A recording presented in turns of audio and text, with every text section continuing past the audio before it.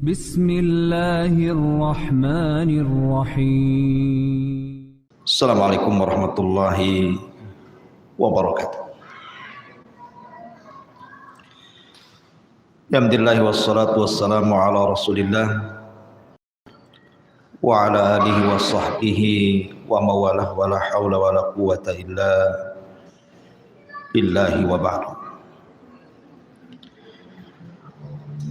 Qala Allah azza wa jalla ya ayyuhalladzina amanu taqullaha haqqa tuqatih wa la tamutunna illa wa antum muslimun. Ba'du ma'asyiral muslimin yang dimuliakan Allah Subhanahu wa taala. Nabi sallallahu alaihi wasallam bersama para sahabatnya, ada yang mengatakan berperang itu sebanyak 63 kali, katakan 65 kali. Tapi tidak semua peperangan yang dilakukan Rasul itu beradu fisik, tidak. Hanya beberapa peperangan saja yang betul-betul ada adu fisik dan korban. Kebanyakan peperangan Nabi sallallahu alaihi wasallam justru berakhir dengan damai. Akan tetapi ma'asyiral muslimin yang dimuliakan Allah azza wa jalla, sebelum kita menjelaskan tentang beberapa peperangan Rasul sallallahu alaihi wasallam dan para sahabatnya, sedikit saya akan berikan muqaddimah. Kita tahu bahwa seorang mukmin itu la rahata fi hayatid dunya, tidak akan merasa tenang dan nyaman hidup di dunia. Dan kita lihat sirah Nabi dan para sahabat ketika mereka di Mekah dan ketika mereka di Madinah. Ketika para sahabat di Mekah, sudah saya jelaskan bagaimana para sahabat itu ditekan, diintimidasi, sebagian disiksa, bahkan sampai ada yang dibunuh, sehingga mereka harus meninggalkan Mekah dan hijrah ke Habasyah, dan berakhir dengan hijrah pula ke Madinah. Sesampainya kemudian mereka hijrah dari Mekah ke Madinah dan dari Habasyah pun mereka bergabung di Madinah, pun tidak istirahat mereka. Karena orang-orang musyrik Quraisy itu bukan senang musuhnya pindah ke Madinah. Malah mereka saking bencinya, mereka pun selalu membuat masalah karena ketakutan kalau seandainya Rasul dan para sahabatnya bertambah banyak, nanti nyerang balik ke mereka. Ditambah-tambah di Madinah sendiri musuhnya itu ada yang baru, orang-orang Yahudi, kemudian orang-orang munafik. Kemudian selama 10 tahun di kota Madinah, Nabi sallallahu alaihi wasallam harus berperang sebanyak 63 kali. Jadi seolah-olah mulai dari diangkatnya beliau dari jadi Nabi sampai wafatnya beliau itu tidak pernah tenang. Begitu juga para sahabat Nabi sallallahu alaihi wasallam. Kenapa demikian? Karena seorang mukmin itu tidak akan tenang sampai dia berjumpa dengan Allah Subhanahu wa taala. Jadi kalau seandainya antum mendapatkan berbagai macam masalah dalam kehidupan dunia ini, musibah demi musibah, ujian demi ujian, lihatlah sejarah Rasul dan para sahabat. Ujian mereka jauh lebih besar dibandingkan ujian kita. Gak ada apa-apa ujian kita ya. Tapi mereka sabar. Bahkan anda tidak bisa membayangkan Nabi itu memiliki 11 istri.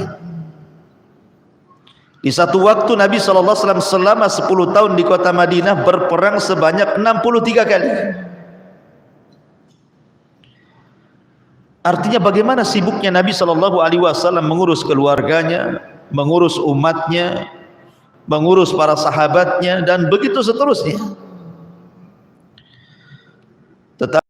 Nabi SAW diutus sebagai contoh.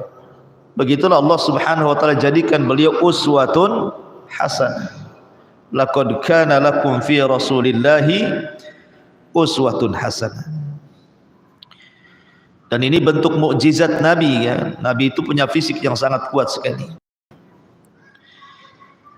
Di dalam Islam itu ada namanya sunnatut tadafu. Sunnatut tadafu itu artinya bahwa tidak boleh seseorang itu membiarkan sebuah kezaliman dan kemungkaran kecuali harus diingkari. Lah tujuan disyariatkan jihad ini karena ada sunnah ini. Sebab kalau seandainya orang jahat dibiarkan, makin jahatnya, otomatis harus diingkari kejahatan. Makanya dalam surah Al-Baqarah 251 ketika Allah Subhanahu wa taala bicara tentang Raja Talut dan Jalut yang berperang, di mana Talut adalah seorang raja Bani Israel yang dipilih oleh Nabi Samuel dan lawannya Jalut musuhnya. Di ujung cerita Allah katakan apa? Fahazamuhum biidznillah wa qatala Daud Jalut wa atahul mulka wal hikmata wa 'allamahu mimma yasha. Di sini syahidnya. Walaula daf'ullahin nasa ba'dahum bi ba'din la fasadatil ard walakinallaha dzu fadlil 'alal alamin. Maka mereka mengalahkan dengan izin Allah dan Daud membunuh Jalut. Kemudian Allah memberikan Daud kerajaan dan hikmah dan mengajarinya apa yang dikehendaki Allah. Dan kalaulah Allah tidak melindungi sebagian manusia dengan sebagian yang lainnya, niscaya rusaklah bumi ini. Tetapi Allah mempunyai karunia yang dilimpahkannya atas seluruh alam. Artinya bahwa ketika disyariatkan jihad itu dalam rangka melindungi, supaya jangan terkesan bahwa Islam itu sadis, tidak. Karena Allah Subhanahu wa taala juga mengatakan di dalam ayat yang lain, Allah Subhanahu wa taala mengatakan kalaulah seandainya walaula daf'ullahi ba'dahum bi ba'lin la huddimatis sawami wa bi'un wa salawatun wa masjidun yudhkaru fiha ismullah katsira wa la yansurannallahu man yansuruh innallaha laqawiyyun aziz. Allah Subhanahu wa taala mengatakan seandainya Allah tidak menolak keganasan sebagian manusia dengan sebagian yang lainnya, tentulah telah dirobohkan biara-biara Nasrani, gereja-gereja, rumah ibadah-ibadah Yahudi, dan juga masjid-masjid yang di dalamnya banyak disebut nama Allah. Allah pasti akan menolong orang-orang yang menolong agamanya. Sungguh Allah maha kuat lagi maha perkasa.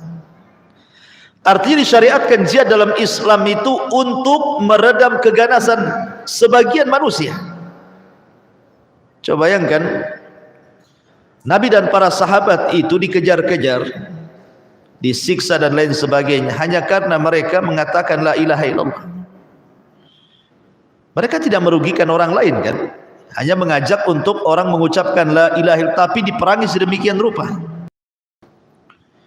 Makanya disyariatkan jihad di sini supaya orang-orang jahat itu berhenti dari kejahatannya, dan keganasan manusia dengan kepada keganasan yang lainnya teredamkan dengan adanya jihad.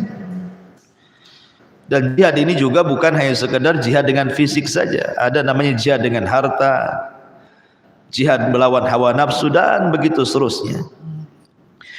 Ma'asyiral muslimin yang dimuliakan Allah Subhanahu wa taala. Tetapi dalam Islam, Nabi SAW ketika disyariatkan jihad itu tidak langsung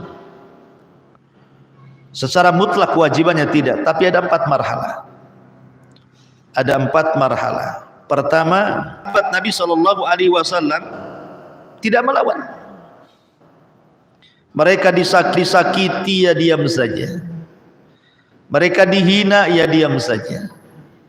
Bahkan keluarga Ammar ibn Yasir dibantai, sahabat pun tidak bisa apa-apa.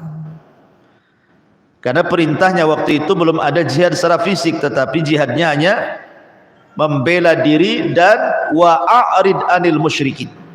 Disuruh kita ini jangan meladeni orang-orang musyrik, disuruh sabar. Jihad melawan hawa nafsu. Sampai Nabi SAW pun tidak bisa apa-apa kan, melihat para sahabat yang disiksa juga. Kemudian yang kedua, baru setelah kemudian hijrah ke kota Madinah, barulah kemudian Allah Subhanahu wa taala izinkan Rasul untuk berjihad. Diizinkan. Adina lil ladzina kafaru dan begitu seterusnya. Tetapi belum ada kewajiban. Yang mau jihad silahkan, yang tidak jihad pun silahkan. Tidak ada pilihan. Maksudnya bukan tidak ada paksaan, tidak, boleh memilih. Seperti dalam perang Badar nanti dikisahkan. Itu kan Rasul hanya meminta para sahabat yang mau gabung saja kan gitu. Kemudian yang ketiga baru diwajibkan. Diwajibkan secara mutlak. Tetapi tidak boleh i'tidah. Maknanya Nabi SAW apabila mengalahkan musuh-musuhnya, maka tidak boleh mengambil harta rampasan perangnya, kecuali hanya sebatas apa yang mereka ambil ketika mereka diusir dari Mekah. Umpamanya ketika sahabat ini terusir dari Mekah, rumahnya diambil, dihargakan aja rumahnya berapa. Jadi ketika dapat ghanimah ya seharga rumah, selebihnya nggak akan diambil gitu maksudnya. Terakhir Allah mengatakan qatilul musyrikina kafatan kama yuqatilunakum kafah. Perangi orang musyrik secara keseluruhan sebagaimana mereka juga memerangi kita.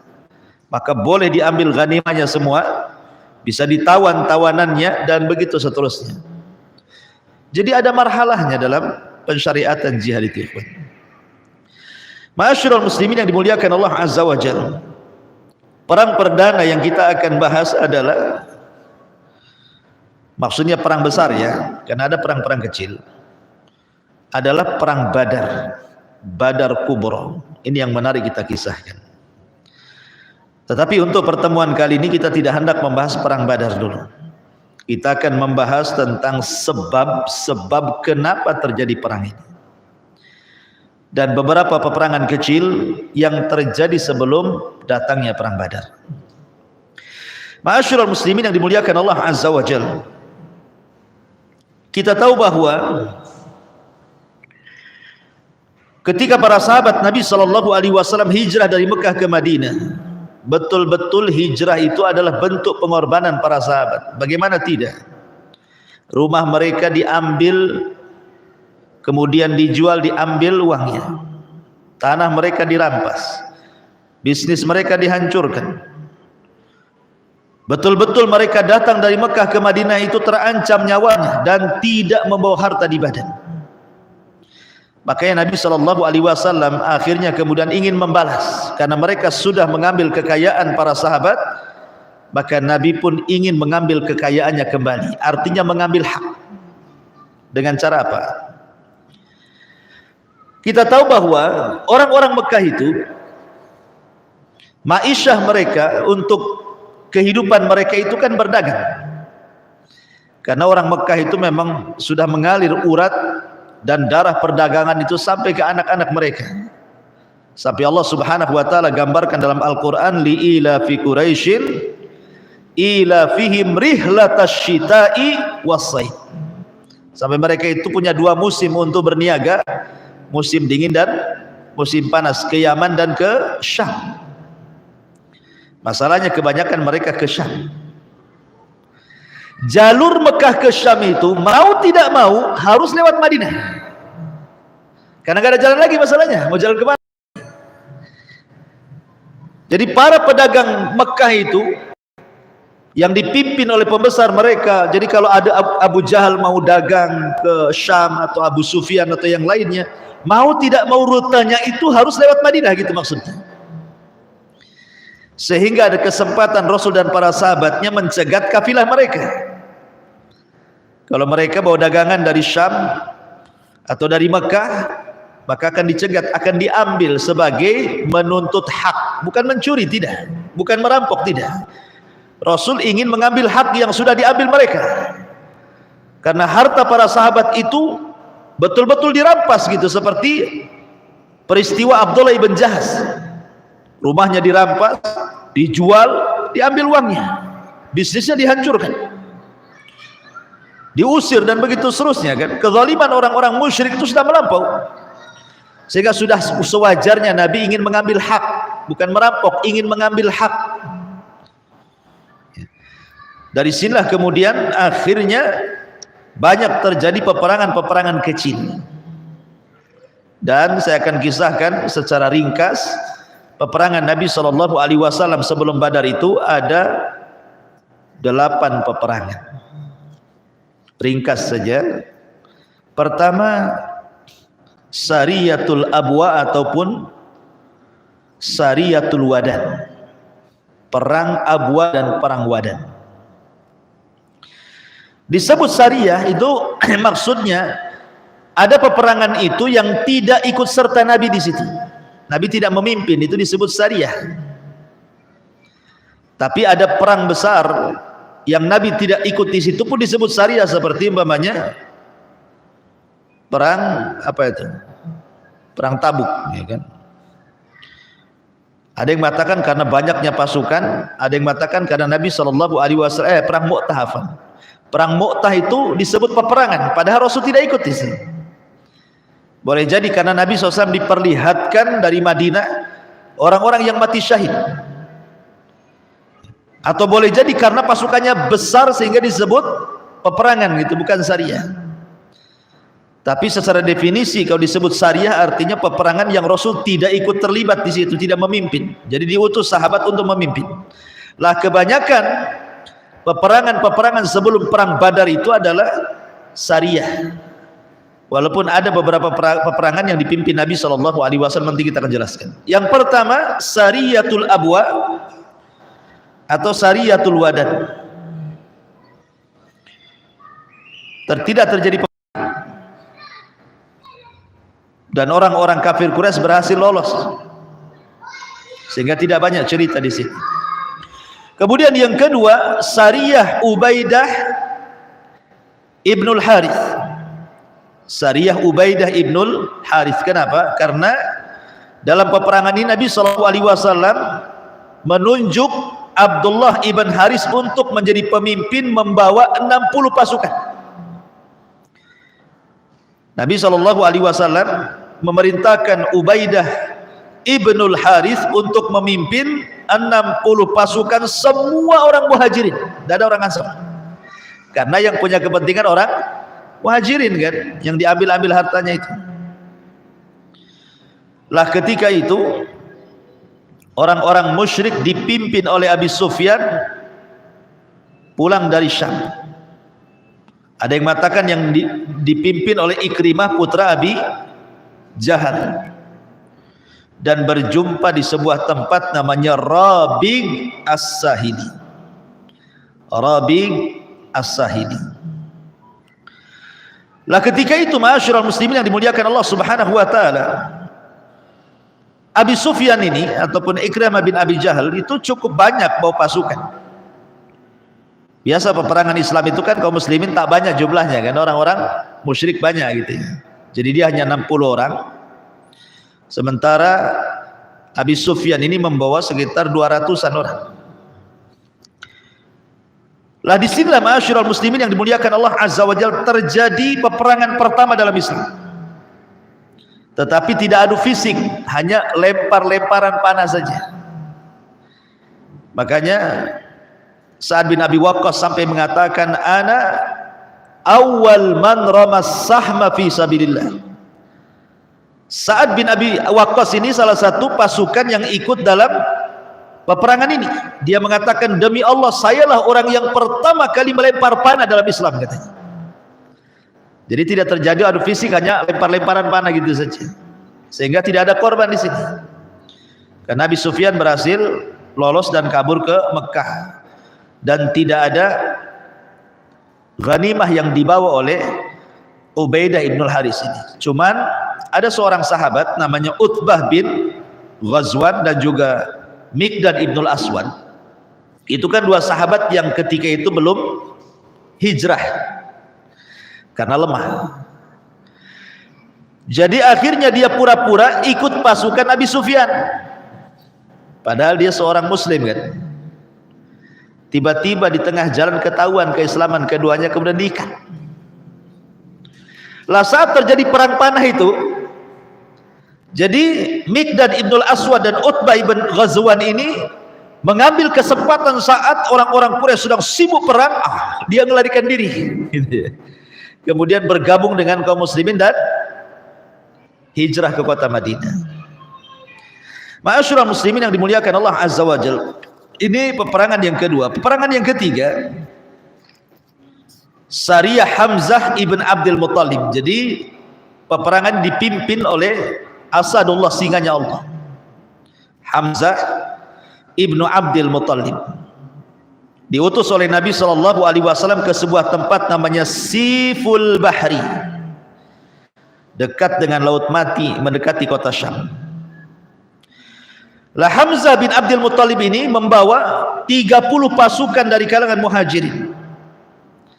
Sementara orang-orang musyrik kafilah dagang itu dipimpin oleh Abu Jahal langsung dengan membawa 300 pasukan.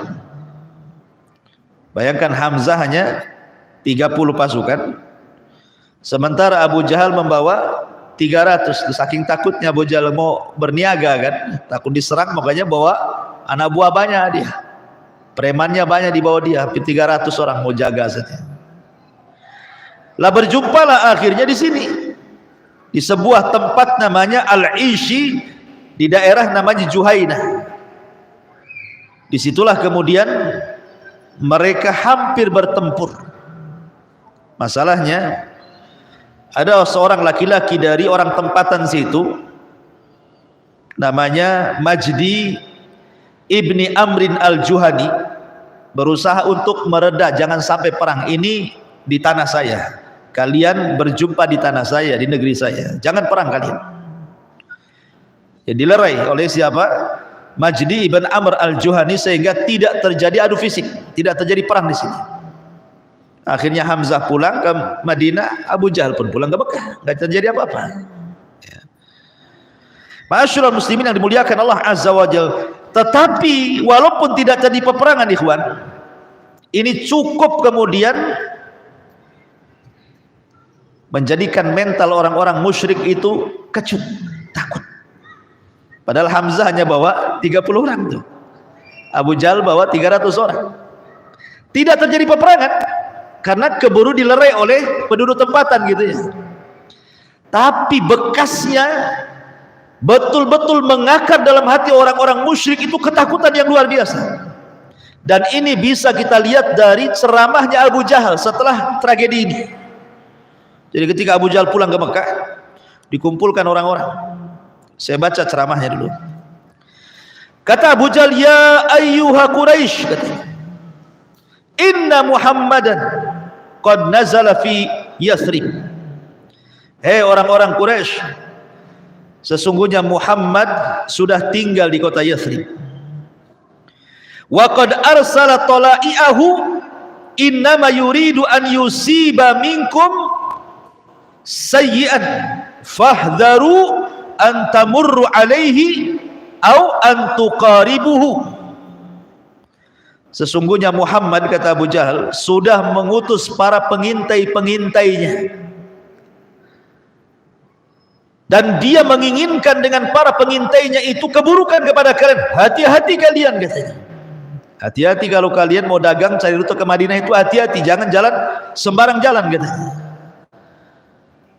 Makanya Abu Jahal mengatakan, fahdharu, hati-hati kalian, antamurru alaihi, untuk lewat di mana Muhammad ada di situ, au antuqaribuhu, ataupun lewat di mana dekat dengan Muhammad ada di situ, katanya. Saking takutnya Abu Jahal. Kalau bisa cari jalan lain, itu kan menunjukkan penakut namanya. Kalau penakut kan biasa cari jalan lain kan itu ya. Kalau antum takut Tamiang lewat sini, antum lewat sana kan itu. Namanya penakut kan gitu. Ya. Kemudian kata Abu Jahal, wa anna Muhammadan kal asadil dhari. Ingat, Muhammad itu seperti singa yang buas. Wa innahu hanikun alaikum, dan dia sangat dendam kepada kalian katanya. Kenapa? Wa qad nafaitumuhu nafyal kirdani anil manasib. Karena kalian sudah mengusir dia seperti mencabut kutu dari sanamnya unta katanya. Seperti mengambil kutu dan melemparkannya dari unta. Kemudian kata Abu Jahal, wallahi innahu la saharatun, demi Allah si Muhammad itu pakar sihir katanya. Wallahi ma ra'aitu qattun, wallahi ma ra'aituhu qat min ashabihi illa wa ma'ahu syayatin. Demi Allah, kata dia, tidaklah aku melihat dia dan para sahabatnya kecuali dikelilingi oleh setan-setan katanya. Kemudian kata Abu Jahal, wa qad araftum anna ma'ahu bani Qailah innahum aduwwun ista'ana bi aduwwihi. Dan kalian tahu bahwa sekarang Muhammad bersama Bani Qailah, maksudnya bersama suku Hajraj dan Aus, dan mereka saling bekerja sama. Hati-hati kalian katanya. Lihat, kata-kata Abu Jahal ini menunjukkan apa? Pengecutnya Abu Jahal kan, dan perasaan takutnya orang-orang musyrik kepada Nabi SAW dan para sahabat. Dan ini persis seperti sabda Nabi SAW apa? Nusirtu birru'bi masirata syahri. Allah tolong kepadaku, kata Rasul, di mana Allah tanamkan rasa takut kepada musuh-musuhku sejauh perjalanan 1 bulan. Jadi Rasul baru jalan saja orang sudah takut tuh. Sampai-sampai Al-Hafidh Ibnu Hajar rahimahullahu taala ketika memberikan catatan kepada nusirtu birru'bi masirata syahrin, aku ditolong dengan ditanamkan perasaan takut kepada musuh-musuhku perjalanan 1 bulan. Walaupun Nabi tidak bawa pasukan, berjalan sendiri tanpa pedang, mereka sudah takut. Dan itu bentuk mukjizat Nabi sallallahu alaihi wasallam. Ma'asyiral muslimin yang dimuliakan Allah azza wa jalla. Kemudian yang keempat, ada namanya Sariyatu Buat atau perang Buat, Ghazwatu Buat, terjadi di Gunung Juhainah. Ketika orang-orang musyrik itu keluar dipimpin oleh Umayyah ibn Khalaf. Umayyah bin Khalaf ini tuannya Bilal yang menyiksa Bilal, namanya Umayyah ibn Khalaf. Dan mereka membawa 100 pasukan. Lah di sini Masya Allah Nabi SAW keluar sendiri. Di sini langsung dipimpin Nabi ini. Dalam perang Buat ini Nabi langsung yang keluar. Dan inilah peperangan di mana jumlah kaum muslimin lebih banyak dibandingkan jumlah orang kafir. Karena Rasul bawa 200 pasukan. Sementara kafilahnya Umayyah ibn Khalaf ini 100 pasukan. Berarti 1 lawan 2. Kan itu ya. Mereka 100, kita 200. Tapi sayang ini pun tidak terjadi peperangan. Mereka keburu kabur. Ya. Dan Rasul tidak mendapatkan apa-apa. Ya, pulang kembali ke Madinah. Kemudian setelah itu yang nomor 5 ada namanya Sariyatu Al-Usairah. Sariyatu Al-Usairah. Al-Usairah ini dikenal bahwa ini pun dipimpin Nabi SAW, tetapi sayang juga ini tidak terjadi peperangan. Rasul tidak mendapatkan ganimah, tetapi Rasul diminta untuk mengislah kabilah Bani Mudhij. Ketika itu ada masalah, Rasul mengislah mereka, kemudian pulang ke kota Madinah. Kemudian yang nomor 6 ada namanya Sariyah Sa'd bin Abi Waqqas. Karena di Sa'd bin Abi Waqqas ini yang memimpin Sariyah ini, ditunjuk oleh Nabi SAW membawa 80 pasukan. Tetapi sayang juga tidak terjadi peperangan, sehingga tidak dapat apa-apa. Kemudian yang nomor 7 ada namanya Sariyatul Badril Ula, perang Badar pertama. Dan ini bukan perang Badar besar, tidak, ini perang Badar kecil. Kenapa disebut perang Badar yang pertama? Karena terjadi di sebuah tempat namanya Safawan. Dan Safawan itu dia di sekitar lembah samping Mantiqatu Badrin, artinya daerah Badar, masih masuk ke daerah Badar itu. Tetapi di sini ma'asyiral muslimin yang dimuliakan Allah Azza wa Jalla, ada yang mengatakan bahwa Ghazwatul Badar yang pertama ini Nabi SAW memimpin langsung, tapi bukan untuk mencegat kafilah orang Quraisy, tidak. Peperangan Safawan ini karena ada seorang laki-laki namanya Qurz Ibn Jabir Al-Fihri. Qurz ini kurang ajar dia mencuri kambing-kambingnya kaum muslim. Dari penangkaran-penangkaran kambing itu dicurinya. Maka kemudian tersebar isu oleh Rasul, diikuti itu kemana Qurz itu. Tapi kemudian setelah berhasil mengambil hartanya kembali, Qurz ini berhasil lari dan tidak ketangkap oleh Nabi. Tapi belakangan dia masuk Islam dan mati syahid di Fatu Mekah. Ya, ini namanya perang Badar yang pertama, yang nomor 7. Kemudian yang nomor 8, ini yang cukup menarik kita ceritakan yang 8 ini, karena ada 2 kesulitan dalam perang yang ke-8 ini, namanya perang Sariyah Abdullah ibn Jahaz. Karena yang memimpin perang Abdullah ibn Jahaz. Kesulitannya 3. 1 berkenaan dengan tempat, 2 berkenaan dengan waktu, 3 berkenaan dengan jumlah. Ini kesulitan peperangan ini. Pertama berkenaan dengan tempat, karena biasanya kalau Nabi SAW mengutus Sariyah atau dipimpin sendiri itu tidak jauh-jauh dari Madinah, atau paling jauh itu mungkin mengarah ke Syam.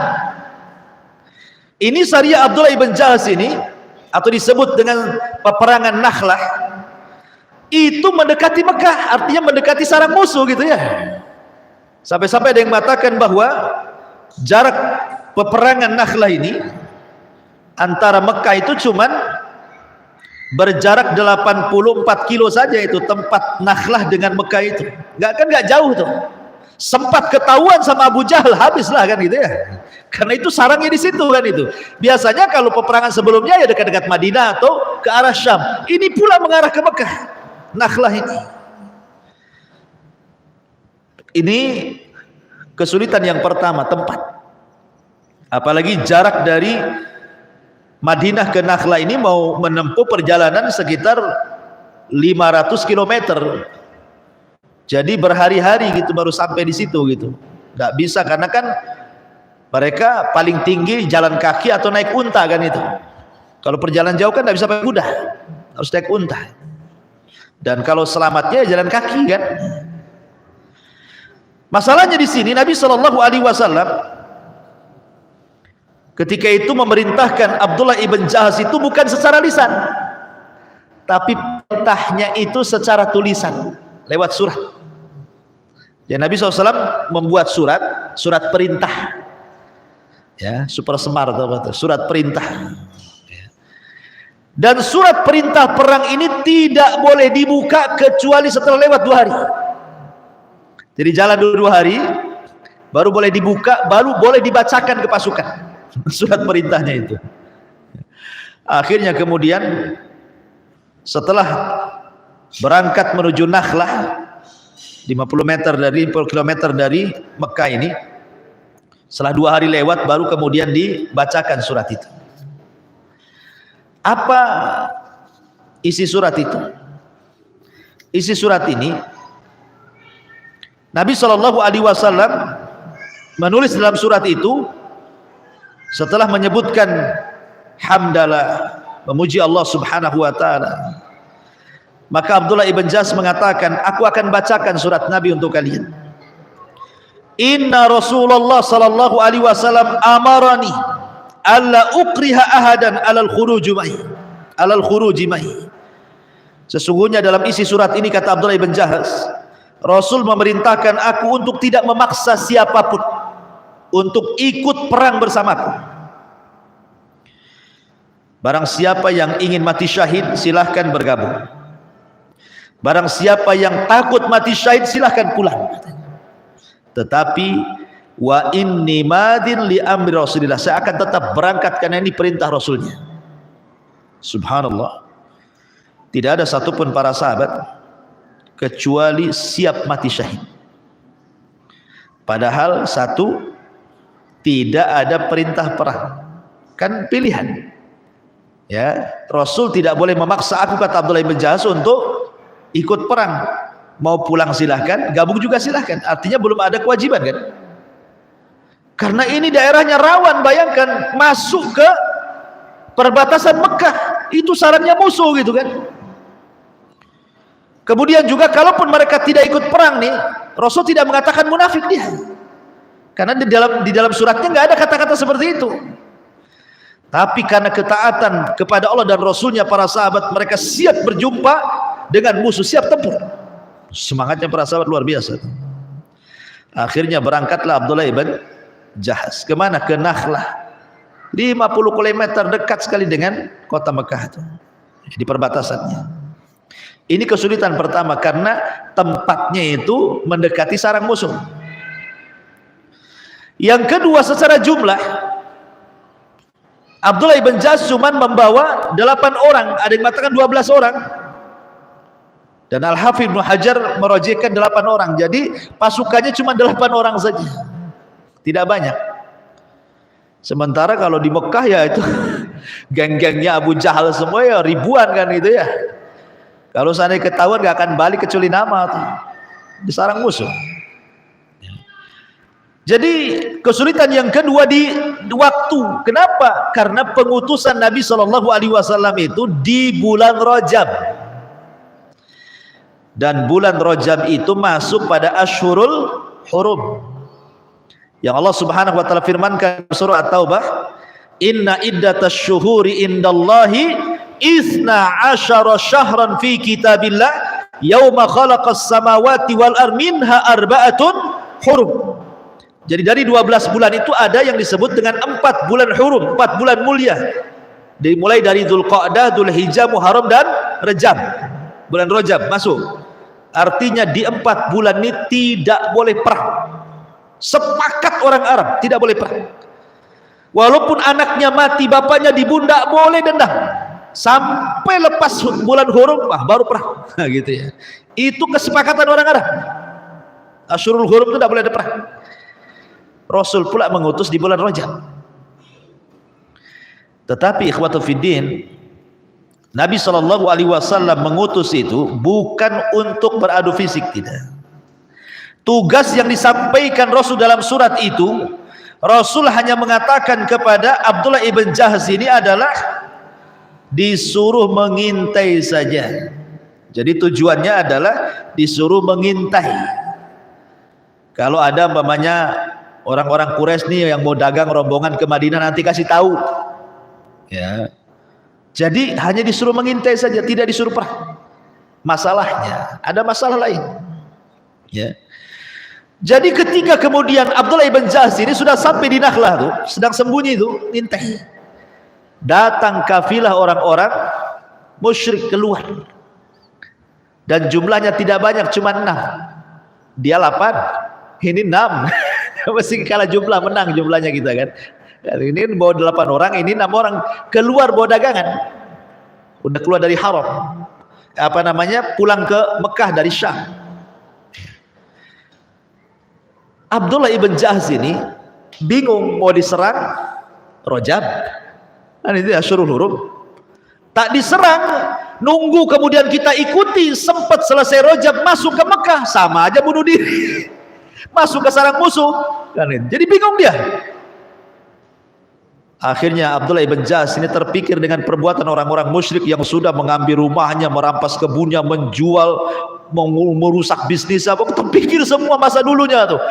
Dendamnya keluarlah akhirnya lah. Jadi dia beristihad. apa yang saya lakukan kepada dia sekarang ini tidaklah lebih parah daripada mereka melakukan kepadaku. Karena Abdullah ibn Jahas ini orang yang paling dizalimi masalahnya oleh orang-orang Quraisy Mekah itu. Ya wajar akhirnya kan dendamnya keluar kan itu, karena di antara semua sahabat itu dia paling banyak dizalimi. Ketika di akhir-akhir bulan Rajab diserang, betul-betul diserang. Akhirnya berhasil membunuh satu orang, Amr ibn Damrah, dibunuh. Dan itulah kematian pertama dalam Islam, dalam jihad, di mana pasukan Abdullah ibn Jahas membunuh musuh. Itulah pertama kali membunuh orang dalam jihad. Yang kedua menawan 2 orang, dan itulah 2 tawanan pertama dalam Islam. Sementara yang lainnya lari. Kemudian hartanya diambil secara sempurna, diboyong ke Madinah. Ya. Masalahnya, ini yang kabur nih, berhasil masuk kota Mekah, ngelapor ke Abu Jahal CS bahwa mereka kemudian dirampas hartanya, dibantai 1 orang, dan ditawan 2 orang. Kemudian bulan Hurum belum keluar, bulan Rajab belum keluar, peristiwanya di akhir-akhir bulan Rajab. Akhirnya jadi kesempatan Abu Jahal untuk apa? Menyebarkan berita. Lihat, Muhammad mengutus pasukannya untuk berperang di bulan yang kami semua sepakat orang Arab tidak boleh perang.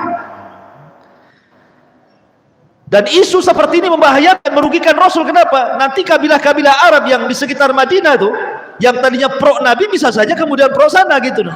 Itulah Abu Jahal cerdasnya. Dibuatlah berita ke sana kemari. Ya, kalau di zaman itu ada YouTube, langsung dibuatkan podcast gitu kan, langsung disebarkan lewat TikTok dan yang lainnya kan.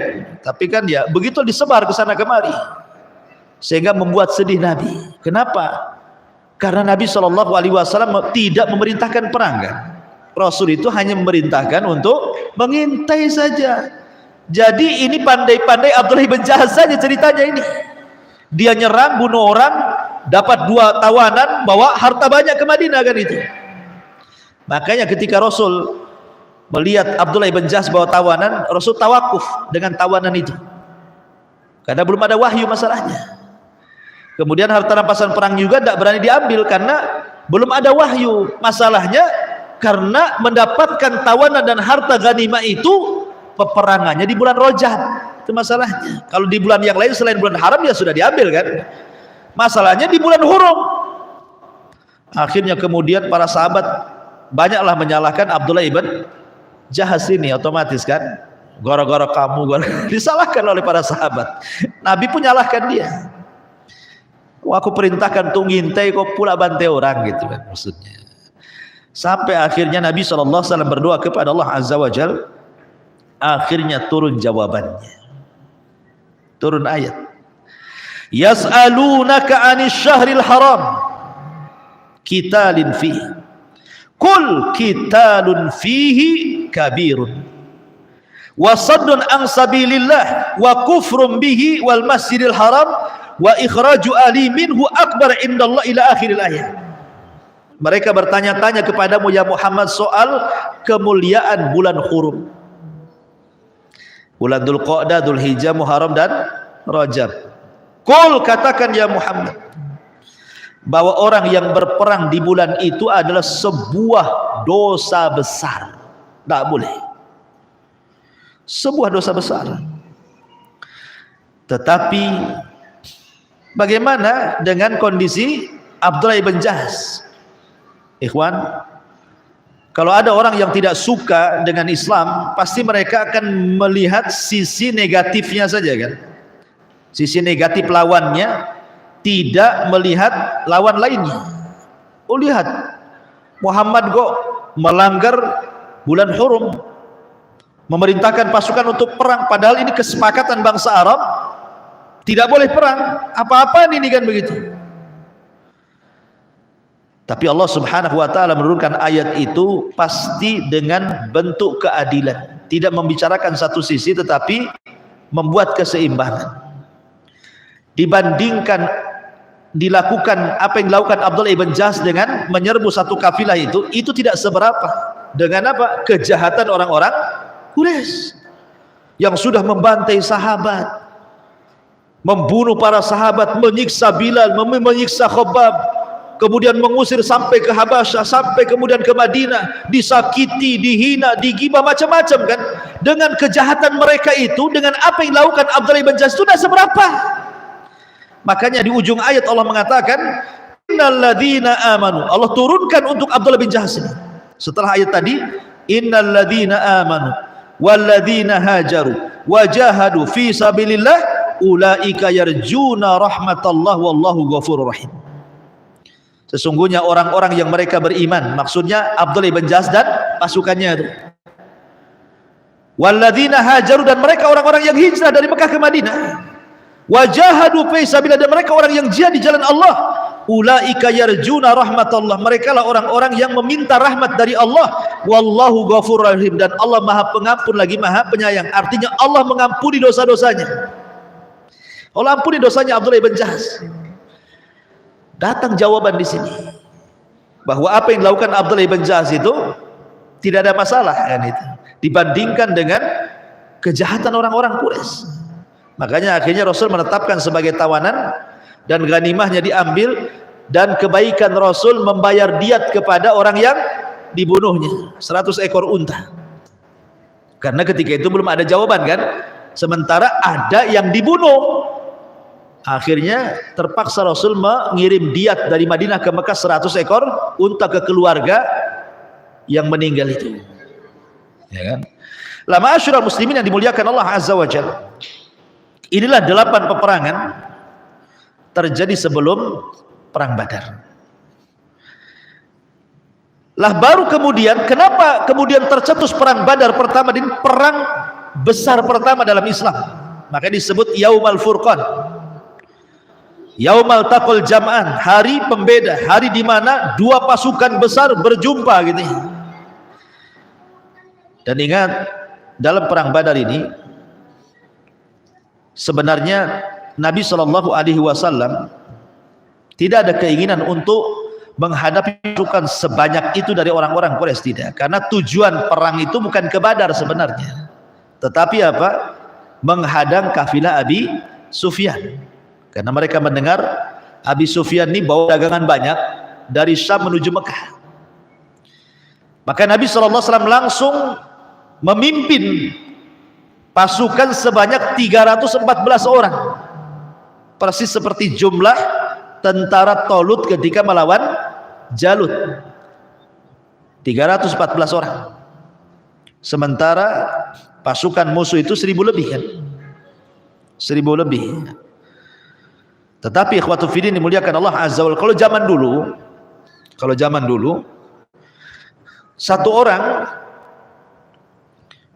itu kalau menghadapi pasukan lebih daripada 2, maka lebih daripada 1 lawan 5 dulu kan, atau 1 lawan 5, itu tidak boleh lari, kecuali kalau seandainya lebih daripada 5 boleh lari.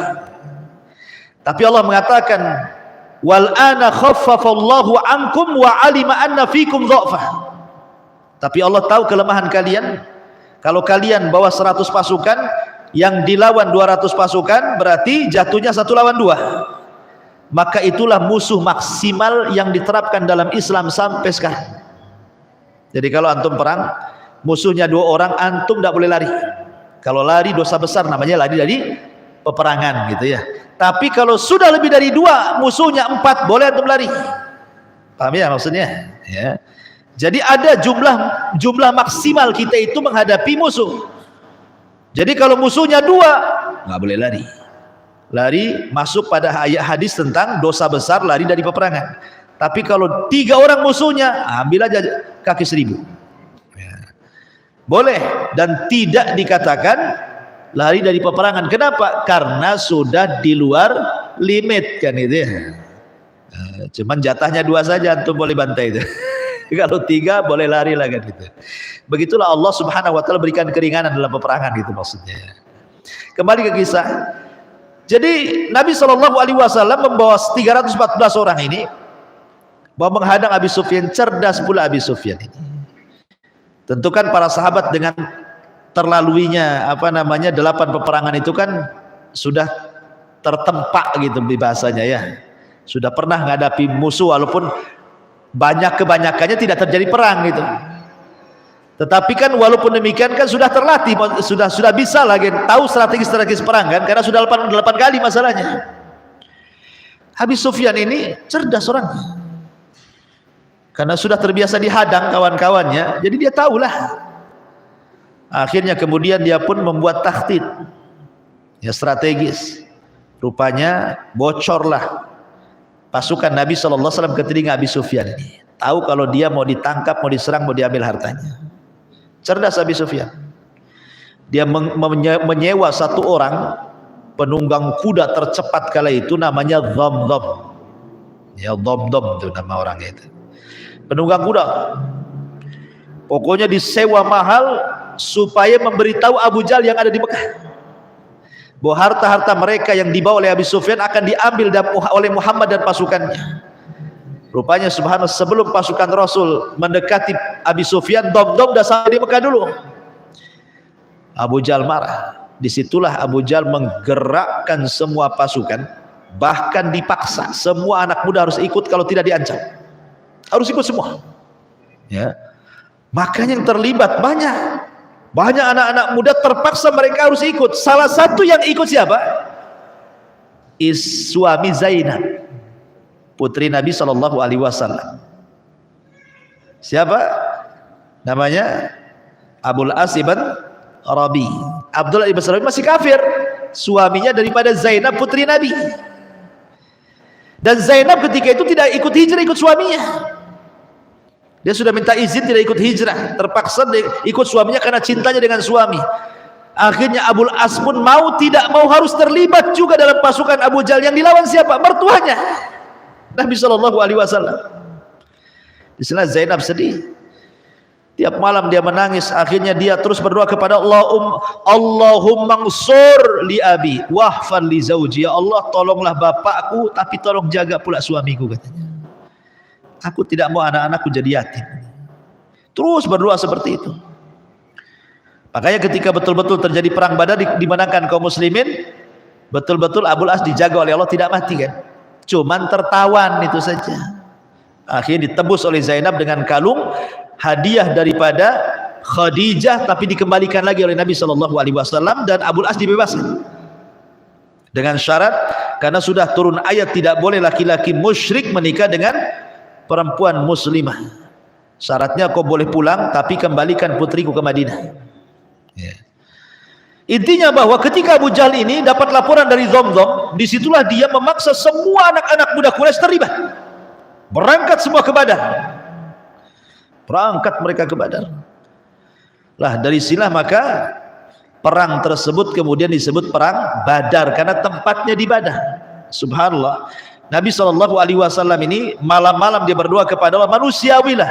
Dia sudah dapat berita dari intelnya bahwa pasukan Abu Jahal banyak, sementara dia melihat pasukan dia sedikit. Maka Nabi SAW berdoa kepada Allah, istighatsah, dan mengatakan, Allahumma intahlik hadhil isabah falan tu'bad abada. Ya Allah, kalau kau hancurkan kelompok yang sedikit ini, enggak ada orang nyembah kamu lagi. Terus berdoa sampai ridaknya terbang, diambil oleh Abu Bakar. Hasbuka, hasbuka, cukup wahai Rasul berdoamu.